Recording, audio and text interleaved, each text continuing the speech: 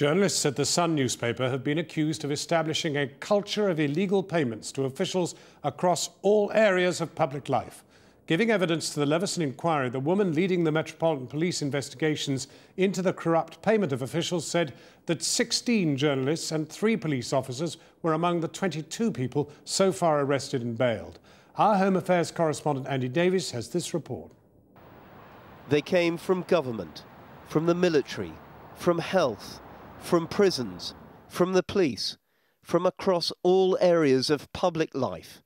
A network of corrupted public officials bought off by the Sun newspaper and prepared to sell confidential information in return for significant sums of money. So claimed the police in dramatic evidence given to the Leveson inquiry today. The officer leading the investigation spoke of there having been seemingly a culture at the Sun of illegal payments, of journalists aware that they were breaking the law, yet hiding the payments by giving them to relatives or friends of the public official involved. And all of this sanctioned, authorised allegedly, at a senior level within the newspaper. The current assessment is that it reveals a network of corrupted officials. When I say network, I don't necessarily mean, and I don't mean that the officials are in contact with each other, more that the journalists had a network upon which to call at various strategic places across public life.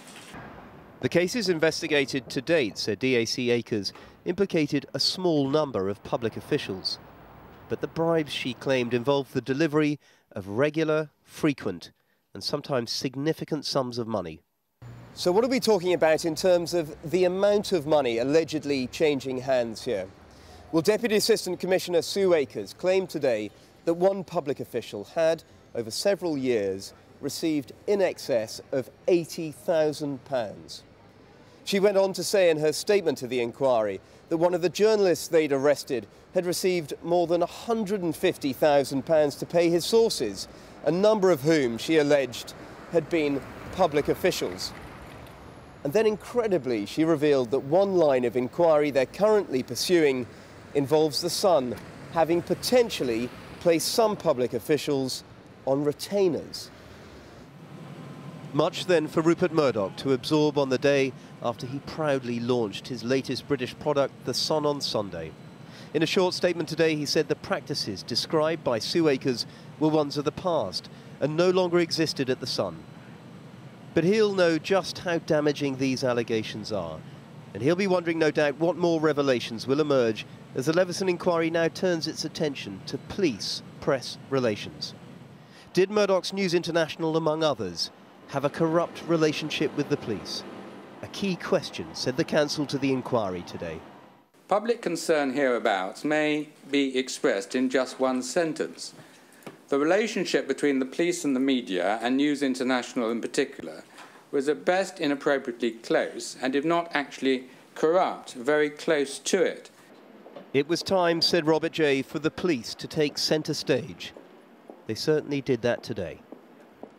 Well, we'll return to these allegations in just a moment, but the singer Charlotte Church and her parents have agreed to a payout of £600,000 from News Group newspapers.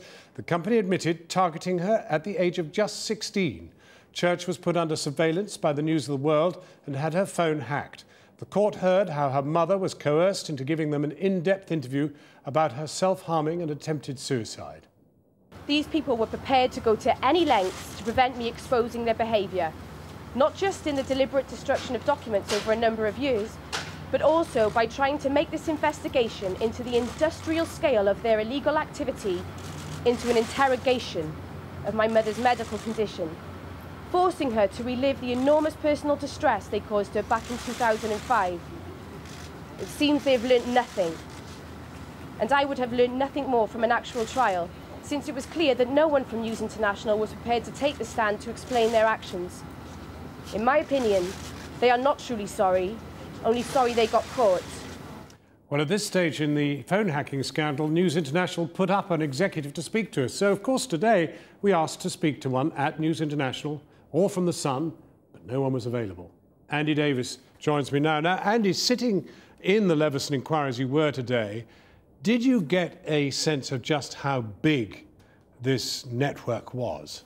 Well, no, I mean, it was an astonishing moment in this inquiry when Sue Akers just came in and gave this update on Operation Elvedon and said what she did. I mean, it took everyone by surprise. As to the scale of this this alleged network, she wouldn't actually put any figures on that. She did say that it was a small number of public officials involved, albeit officials across all aspects of public life, she said. But remember that they are having to wade through up to 300 million emails that News Group has made available for the police to look at. 300 million emails.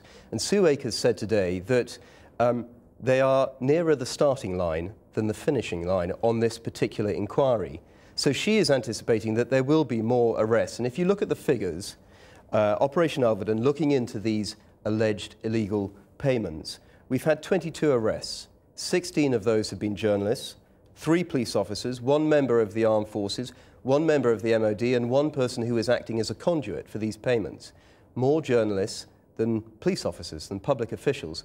Sue Akers made the point today that what their investigations have uncovered is a tradecraft that was being operated by the journalists who knew allegedly that what they were doing was illegal and were worried about loss of pensions and loss of jobs. So specifically did not name the sources that they were paying. But she said to the inquiry today that, in her statement, they will find out who these public officials are and they will make arrests. So she's expecting there will be more arrests. Well, now, briefly on the phone hacking, we suddenly got a breakthrough on who knew what when.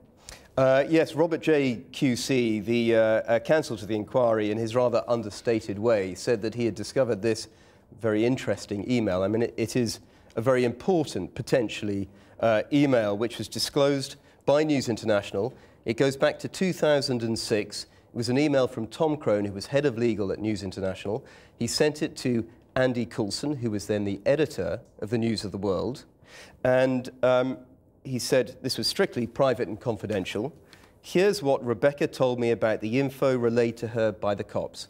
This was at the time that the police were investigating one of their journalists, Clive Goodman, in the phone hacking scandal at that stage.